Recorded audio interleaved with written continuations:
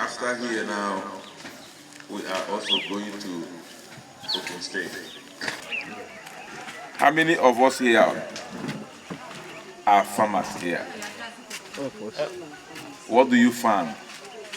I'm farm granite, Cocoa, and what? red pepper, tomatoes, plantain, cassava, so on and so forth. Good. Yes. What we have here is friend of the farmers. What we have here is a friend of farmers.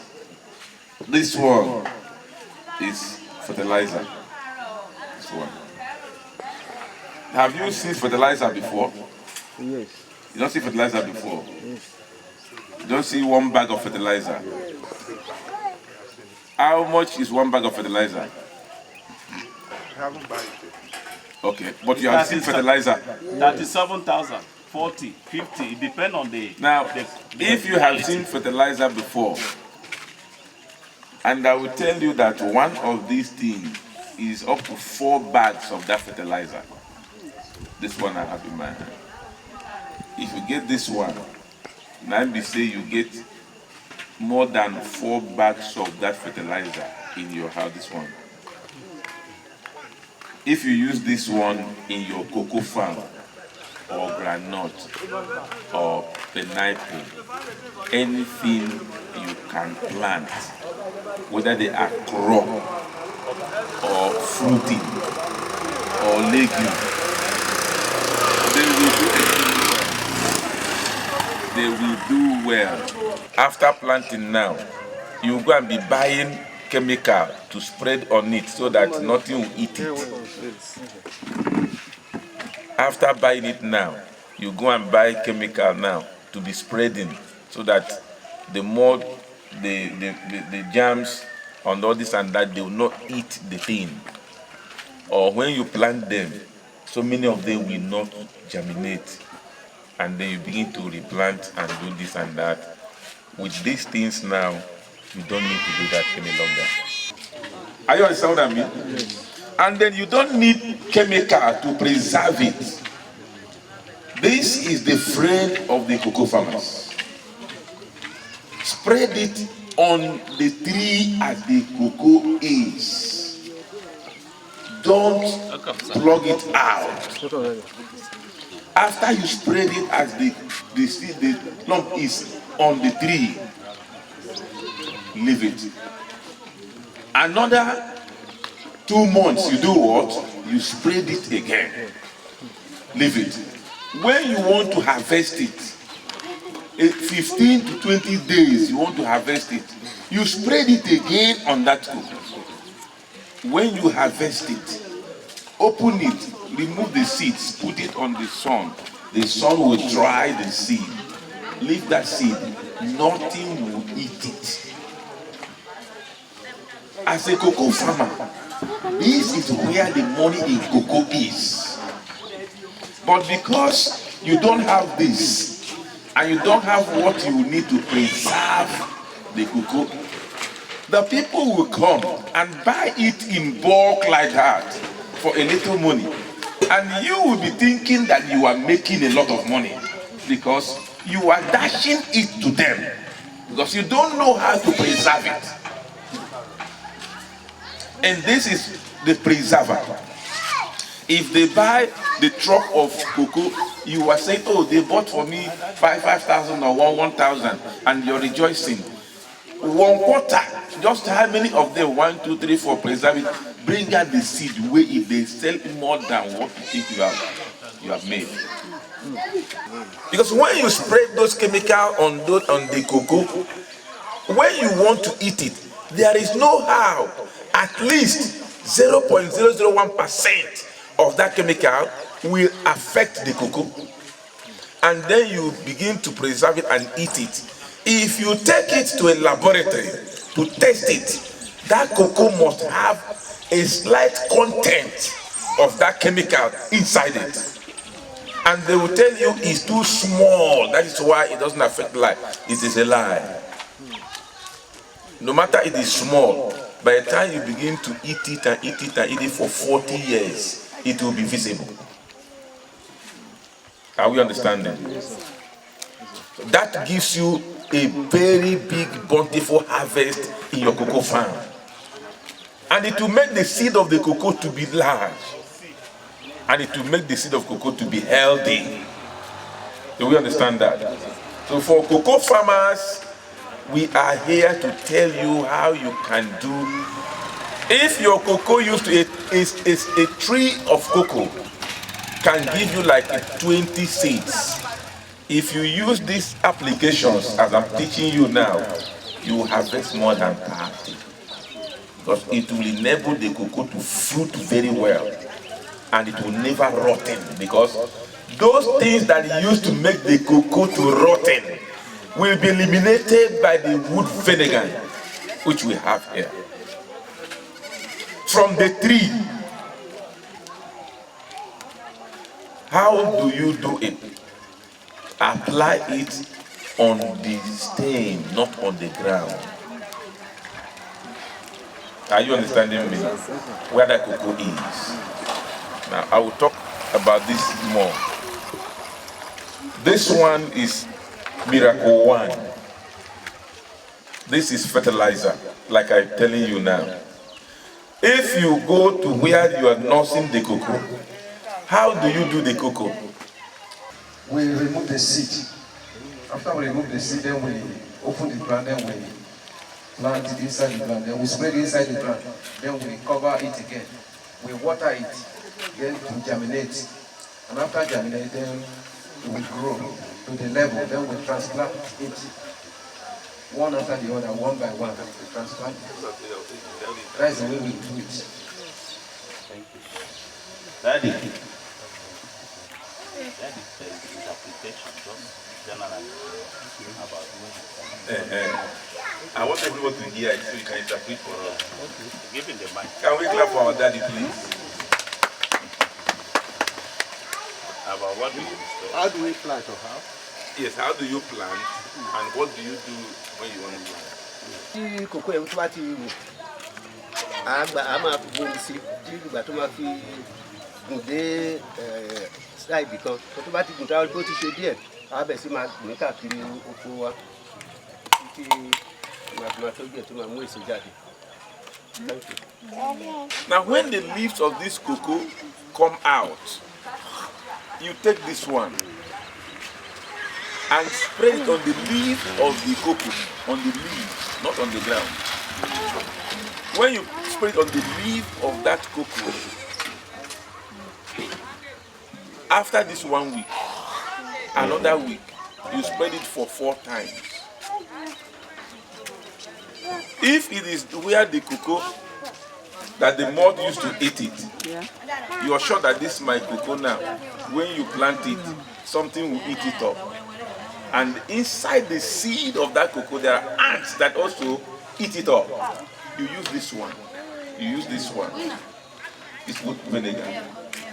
When you spread it there, it will eliminate those ants. How does it do it? It doesn't work like insecticide because it is not insecticide. After you spread it, you will see those things that eat that used to eat it inside that cocoa coming out. You see them doing what? Coming out. It doesn't kill, it doesn't eliminate those things as insecticide. You know how insecticide used to do? If you spread it, right there you see them die. This is nanotechnology. The moment you spread it there, they can't eat that thing again. But they'll be coming out and dying. So you may go back tomorrow, you see those things, say, I spread this thing yesterday, and I come back today, it's still there. It has weakened them that they cannot eat again until they die. Are you understanding what I mean? Yes. Now, after you want the topic? Okay. No, Baba, just summarize.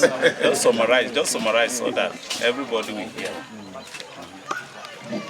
Mo kí ilé ẹ̀kọ́ ti pé a kú ìjókòó. àwọn olùkọ́ sọ fún wa ni wípé kòkó yẹn wọ́n tó bá ti gbé tá bá a rí pé àjẹ́ kó jáde tó bá ti jáde pé ewé orí ẹ̀ la máa fi oògùn sí kì í ṣe ìsàlẹ̀ bàtà fi sí ewé yẹn. wọ́n á rí pé àwọn kòkòrò kan wà tó máa jẹ kòkó yìí. àwọn kòkòrò kí la fẹ́ ṣe pẹ̀lú wọn tá bá ti fi kinní yìí sí kì í ṣe ìmídèdè tá bá fi sí ẹ̀ ló máa kú. tẹ́ bá débẹ̀ ńjọ́ kejì ó ló ṣeé ṣe káyìí máa rí àwọn kòkòrò yẹn kán máa rìn pé tí mo fi kinní sí kinní yìí lánàá ó yẹ kó ti kú. ó ní kò lè tètè kú báyìí ṣùgbọ́n a ti gbàgbára lọ́wọ́ àwọn kòkòrò yẹn wọn ò ní lè jẹ èso kòkòrò kinní wa mọ́ títí tó máa fi kú.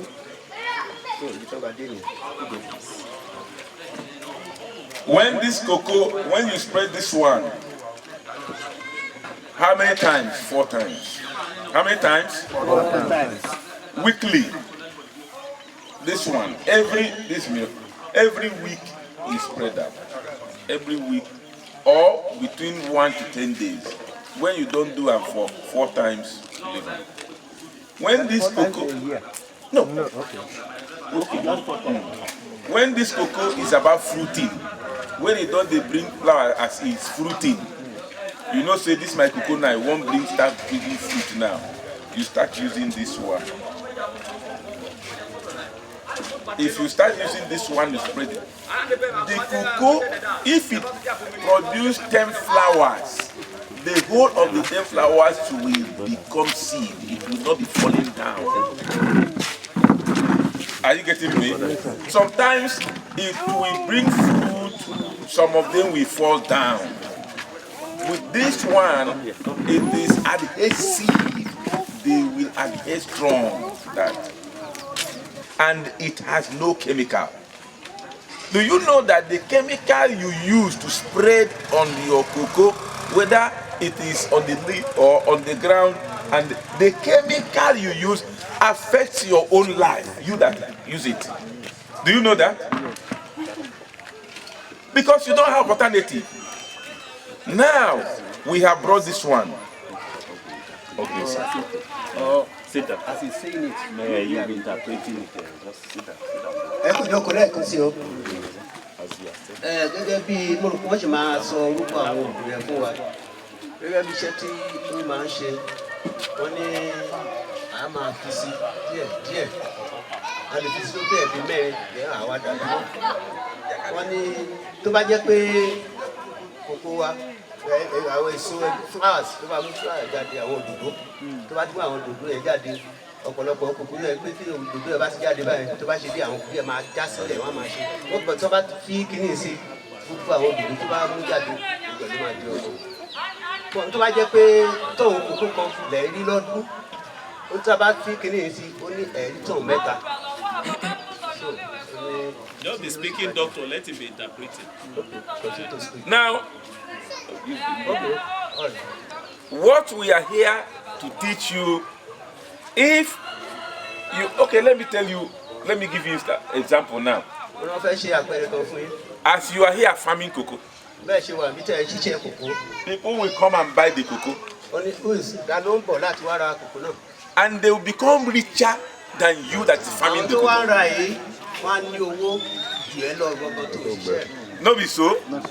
Who they do the suffering? No be you when they farm the cocoa they suffer. And then how come that the person who come buy the cocoa you suffer from now make more money than you?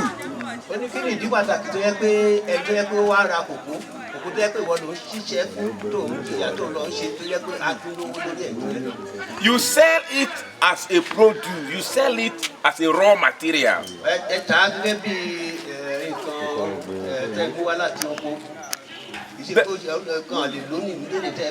The person you sell it to will go and open the cocoa, bring out the seed, preserve it.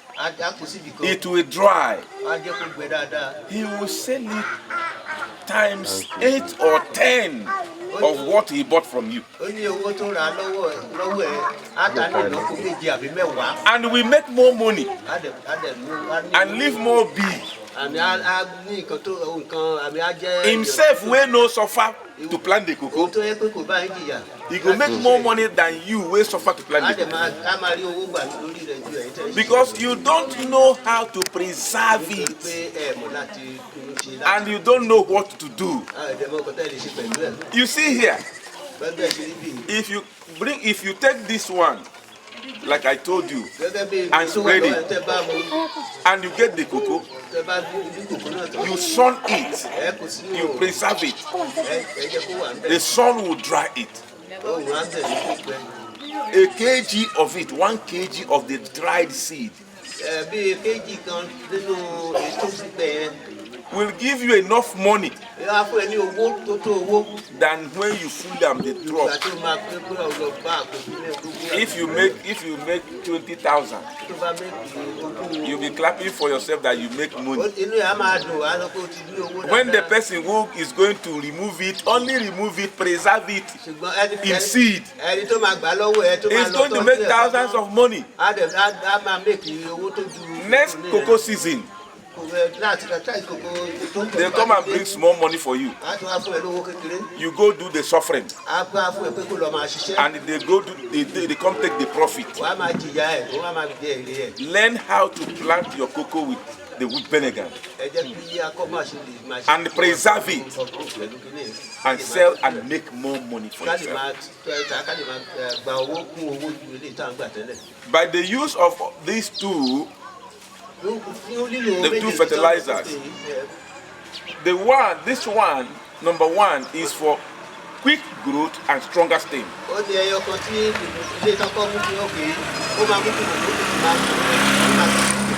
Number two is for fruiting and adhesiveness, and the seed will be very big, and the seed will last. Do anybody have any question on this one? Yes.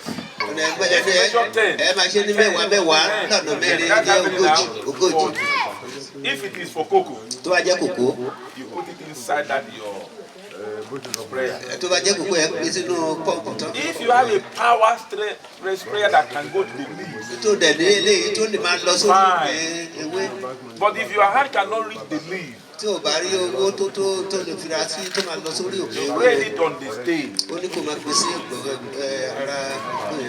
On the stain, not on the ground.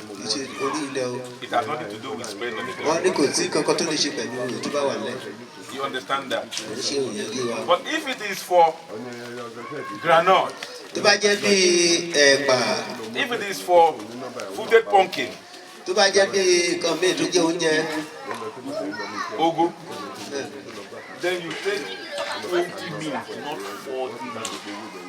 Okay, you understand the difference?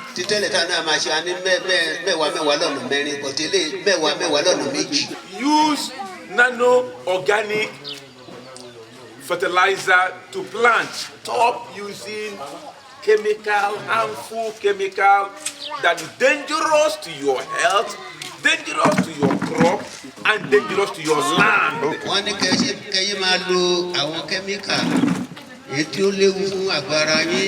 Tó léwu fún àwọn èso gan tẹ́ kí sí wọ́n ní irú ètò wà lọ́wọ́ wọn yìí kò ní kẹ́míkà kò ní wọ́n ní òní ẹ̀ lè lò tó gbẹ̀gbọ́n fún èso tó pọ̀ wá. Any land you start using chemical fertilizer that is harmful, acidic to health, you don't kill that land though. Ilẹ̀ tẹ́ bá lo fertilizer sí. Do you know? Ó dẹ̀ pa ilẹ̀ lára ni o. In a long time, that land can no more be productive as before. The use of nano-organic fertilizer guarantees you even the fertility of your land.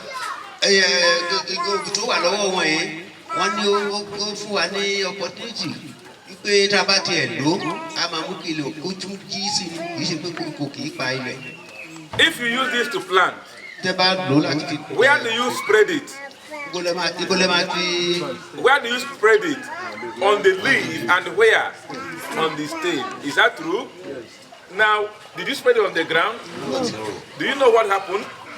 that thing you use it to plant nǹkan tẹ́ bẹ́ẹ̀ lò fún láti gbìn yẹn. will gain the nutrient it requires to grow or to produce from the fertilizer on the leaf. a fún ní agbára láti ní èso èyí tí fertilizer máa fún yà fún bẹ́ẹ̀ lọ. It doesn't require much of the soil nutrient because this will give it the nutrient it requires. Kò ní ìdí pé a tún fẹ́ sórí èlé àbí a tún sí kíní kan ó ní oògùn tó wà lọ́wọ́ òun á fún lágbára láti máa ṣe dáadáa. Since it did not take the soil nutrient much, nígbà tó yẹ pé kì í ṣe nílẹ̀ ló ti kó àwọn agbára tó the fi more sòsò. you use it to farm, the more that land gets fertile. tẹ́ ẹ bá ti lò ó bẹ́ẹ̀ ṣe lò ó sí bó ṣe pọ̀ sí náà láti kọ̀ máa gbé ilẹ̀ gan láti kọ̀ máa ní Because the agbára. nutrient is there. torí tó lè mú kí ilẹ̀ kó máa sunwọ̀n sí. tẹ́ ẹ bá ní èso Or anything you àgbàdo plant, gbogbo nǹkan tẹ́ bá gbìn. you see the ants attacking it. ẹ rí àwọn ọ̀pọ̀lọpọ̀ kòkòrò. You see the wọ́n máa jẹ leaf folding. àwọn ìkòkò èso ọ̀pọ̀lọpọ̀ àwọn ewé ẹ̀ wá rí pé wọ́n tún para pọ̀. And you see the thing dying off wá rí ọ̀pọ̀lọpọ̀ àwọn èso àwọn because something is eating that. nítorí àwọn kankan jẹ àwọn ewé yẹn. Use this one. ẹnu ilé yìí Mix it in your knapsack. kẹfì míì sí ẹ. It is 4 inside the packet. onímẹ́rin ló wà nínú rẹ̀. See, it is like this 4 pieces onímẹ́rin ló lè lọ́wọ́ inside nínú rẹ̀. it. Take this one, ẹ̀mú ẹ̀yọ kan. put it in that your knapsack, Yes. turn it, spread it on that leaf that those things are attacking it. ẹ̀yọ kan tẹ́ bá mú ẹ fi sínú kíní tẹ tó ẹ kó mọ́ra wọn. You will come back to your farm tẹ́ bá máa padà wá sí oko yìí. to see that the leaves are started growing again, ẹ rí pé àwọn èso yẹn àwọn ewé yẹn and those things will not eat wọ́n ti ní it. àlàáfíà dáadáa. You spread it up to 3 times. ẹ ṣe bẹ́ẹ̀ tó ẹ̀rẹ̀ bíi mẹ́ta This week, lẹ́sẹ̀ yìí next week, ọ̀sẹ̀ tó ń bọ̀ after 2 weeks, ọ̀sẹ̀ tó ń kú ní ìkan ọ̀sẹ̀ bíi méjì sí. it will destroy those things and destroy their eggs. gbogbo àwọn ẹyin táwọn kòkòrò ẹyin yé àti gbogbo àwọn kan ṣe lágbára àti gba gbogbo agbára yẹn lọ́wọ́ wọn. It's not like your chemical. When you spread it, it will kill them and the egg will still remain. kò rí bí àwọn kẹ́míkà tẹ́ bá tẹ̀ ṣe báyìí ẹ rí pé gbogbo nǹkan tẹ́ ṣe sí ẹyin You ẹ̀ will ṣe wà see bẹ́ẹ̀. those things coming up again. wọ́n á tún máa padà wá. This is also a nano preparation, nano organic. wọ́n ní eléyìí náà tún dára fún nǹkan ọ̀gbìn wa. How many of you have bed here? Poultry. àwa mélòó ló ní ilé tí a ti sin ẹdìyẹ ń gbé. Do you have poultry here? We have the they are not here. Do you have goats? ṣé ẹ ní àwọn ewúrẹ́? What do you rear here? We can't. We have goats, chickens and all. Small chicken. Uh, Now, see this one. Don't see one, sir. no. They are many. What I'm going to say now, some of you could say, eh? wọ́n ní nǹkan tó fẹ́ sọ báyìí a fẹ́ gbé ẹlòmíì láyà pé báwo ló ṣe jẹ́. Yes. If you use this one, tẹ́ bá lo ilé tó wà lọ́wọ́ wọn yìí. this is nano organic nutrient orúkọ ẹ̀mí ọ̀rọ̀ bá ṣe lè gbé ní for bird, for animal, fún àwọn ẹran for goat, fún àwọn ewúrẹ́ for anything animal. ẹni tí tó bá ṣà jẹ́ If you use this one to put it, tẹ́ bá lo ilé yìí fún you see your bed. irú àwọn bíi After how many weeks? 5 weeks. You can eat it. It will grow big, grow the bone and the muscle. ó ní gbogbo ẹ̀yà ara ẹ̀ ló máa lágbára àti egun ara ẹ̀ àti gbogbo ẹ̀ láti lágbára dáadáa. láàrin ọ̀sẹ̀ márùn-ún. We want every one of you now. ọ̀fẹ́ kí gbogbo wa If you have bed, tẹ́ bá ní àwọn or you can bring bed, ọ̀ tẹ́ bá kàn lè mú kan wá go bring bed now. gbọ́dún kan wá báyìí Take this one. ká mú kínní.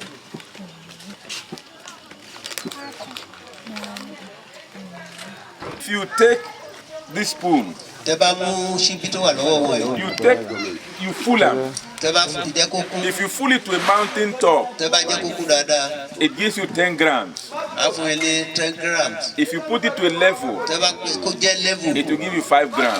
á fún ẹ ní ìlàjì rẹ̀ If you bring this chicken, tẹ́ bá mú àwọn this day old bed, àwọn ẹbí you ọjọ́ put kan 10 grams, tẹ́ bá pé fi 10 liters, pẹ̀lú méjì ẹ̀. And you'll be giving them, A máa fún wọn. and they'll be drinking it. A máa mú For 3 days. fún ọjọ́ mẹ́ta. How many days? Fún ọjọ́ mẹ́ta. You now change. Wàá rí pé wọ́n ti yàtọ̀. You now give them 10 grams. Wàá tún máa fún wọn ní To 5 liters. mẹ́wàá. 10 grams to 5 liters. 10 grams fún lítà kan. And you put it in their feed. Wàá dẹ̀ máa fi sínú oúnjẹ wọn. 10 grams 10 grams. to 4 kg. Gram mẹ́wàá tó fún kéjì That mẹ́rin. bird, It it will not be sick. Kò ní ṣàìsàn. You don't need to buy this medicine, buy this medicine, buy this medicine. The bird will not be sick. Máa ra oògùn, máa ra nǹkan. Ewúrẹ́, Anything animal, oògùn tó bá jẹ́ ẹranko. you use Ilé máa lo owó it ilé. to make them to grow well. Á kàn sanra dáadáa. It will make them to have the normal weight. Á kàn ní ìwé tó yẹ kán ní. And you do not make them to be sick easily. Wọ́n ní máa ṣàìsàn rárá. You can make your money. Ẹ lè rí owó gidi. You are brooding. Ẹ máa tó After 5 weeks, you sell. I want to come back here when you are farming season. What I teach you now, wọ́n ní nǹkan tó kọ́ yín báyìí. I want some people to get it. Wọ́n ní wọ́n fẹ́ ká àwọn ọ̀pọ̀lọpọ̀ When I come back again, nígbà tó máa tún padà wá. you will tell me that thing you teach us that do. So ẹ̀tọ́ wa máa fi mọ̀ pé nǹkan tẹ́ kọ́ wa níjọ́ yẹn àti òótọ́ ni. Or you tell me that thing you teach us that do. Àbí ìdàkejì pé nǹkan tó kọ́ wa yẹn o irọ́ ló pa o. I want you to use it. And I will use it. Do farming and make more money. If you're using it, if you're doing it now, Tẹ́ bá ń lò lọ́wọ́lọ́wọ́ tójò bá wá dé to fall. tójò bá ń rọ̀. Because you are putting it on the leaf, Because orí ewé lẹ̀ ń fi sí. you wait. Ẹ dúró. When the rain finish, Tójò bá dá you wait a little. ẹ tún dúró díẹ̀. Breeze or the Kẹ́jẹ́- water in the leaf don't Ẹ jẹ́ ká tẹ́gùn fẹ́ sí àwọn ewé yẹn kó àwọn omi ẹ̀ kó lè tó ẹ lè máa You dúró sí. apply it early in the morning Ẹni ẹ ṣe láàárọ̀ kùtù. and late in the evening. Not kí ọdún láyé àṣálẹ́ lọ́wọ́ You ìrọ̀lẹ́. don't apply it when the sun. Wọ́n ní ẹ̀ẹ́dí máa ṣe nígbà tó bá mú gangan lọ́sàn-án. I would like some people here to use it. When I'm coming back to this place, I will see the thing that we have taught you. Wọ́n ní wọ́n fẹ́ kí ọ̀pọ̀lọpọ̀ àwọn tá a jókòó bì í. You see this fence, you see this wall, Ṣé ẹ rí àwọn ògiri tẹ̀ wò? you see this wall. Àwọn ògiri tẹ̀ wò. You can plant on your wall. You can plant. Wọ́n ní ẹ lè bí kan sí ara àwọn ògiri wọ̀nyí. Olójẹ́ kí tún bèrè lẹ́ẹ̀kan kí tó lè This sọ. bottle you use to drink water, Ṣé ẹ rí ìgò tàbí omi? you can get it. Ẹ lè rí. Take sand, put inside it. Kẹ́kọ̀ọ́ yẹ̀pẹ̀ sínú ẹ̀. Take water, take this one, put inside the water. Kẹ́kọ̀ọ́ yìí sí kílé pẹ̀lú omi. And put sand inside it. Kẹ́dẹ̀ fi yẹ̀pẹ̀ sínú rẹ̀. Take nail, Kẹ́ fi ìṣó. knock like this. Kẹ́ fi náà gbá ẹnu ẹ̀. Take rope, put them. Kẹ́ fi okùn kẹ́ fi dì. Plant your cucumber. Kùkúmbà mi nǹkan tẹ́ ń pè ní Yorùbá. Ṣé kùkúmbà ní Tomatoes, tomatoes? onions, Àwọn plant them there. oníkà gbé sínú ẹ̀. It will grow Ó ní àdẹ̀ tó kù nínú ẹ̀. and germinate Á tún so wá ní ìṣèjọba. and bear fruit. Àdàmú ẹ̀sìn náà. So you can plant it where you have cement. Ẹ lè gbé síbi tí ìsìmẹ́ntì wà. See bucket, you can use bucket like this. Irú bọ́kẹ̀ tó wà lọ́ọ̀kan yẹn ẹ lè lò. Or sack bag. Tó bá jẹ́ àpò. If you use bucket, Tẹ́ bá lo bọ́kẹ̀tì yìí. you open it. Ẹ ṣí. You open it. Ẹ ṣí. Unlike sack bag, Kò ní rí bí ti àpò yẹn. breeze will be going in. Atẹ́gùn á máa fẹ́ sí i, á máa fẹ́ That kò thing plant will do well. gbogbo nǹkan tẹ́ bá gbìn sí i, á máa ṣe dáadáa. Let us stop using chemical. Ẹ má jẹ́ ká máa lo àwọn It kẹ́míkà is yìí. harmful to your body, Kò gbé wúlò fún ara wa. harmful to your family, Kò wúlò fún gbogbo àwọn ẹbí wa. and harmful to the soil. Ilẹ̀ gan tá à ń gbé nǹkan sí kò wúlò. Use organic nutrients. Ẹ jẹ́ ká lo àwọn oògùn Use èyí tí ò ní nano pa organic fertilizer. tí ò ní lè pa ilẹ̀ lára. It has no single chemical Kò sí kẹ́míkà kankan nínú harmful rẹ̀. content in it. Bẹ́ẹ̀ ni. It will preserve your life, Á tẹ̀ dá ẹ̀mí yìí sí abúkẹ́ mi. preserve your fruit, Abúkẹ́ ilẹ̀ kó tó máa and you make more money. ẹ̀ẹ́dẹ̀ lè máa mú ẹ̀ lè máa mú owó jáde sí. Can we clap our hands? Any other question we are rounding up here? Tí ìbéèrè mi bá tún wà ká tó dé àwọn olùkọ́ wá sí apá kan. My name is David Palmer. I'm living at Ipogun in Ifedore local government, Ondo State. I hear the formation of how to planting, seeding, nurturing of anything about agriculture. I heard the information from one of our pastors living with us at Ipogun. And when I was when they lectured us how to do all things, I'm really appreciate. I gained them their explanations to us. I'm really thanking them that by the grace of God, if somebody have do that, gain many things from them. I'm very enjoying the lecturers, the lecture they give us over there.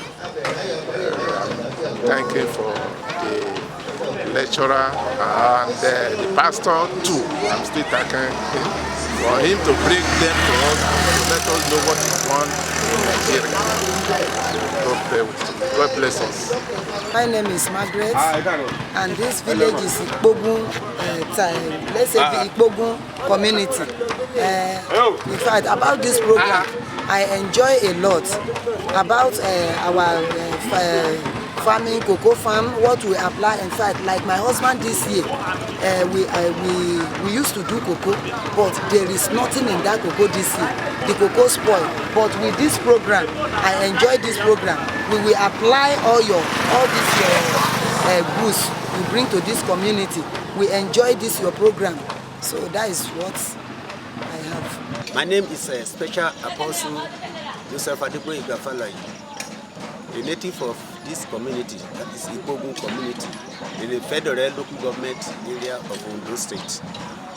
So we are very happy for the AAC company. They came to Ipogun to teach us how to maintain our cocoa seeds, planting, and all the farming products, and all the goats, fish, or any other thing that we are rearing at home.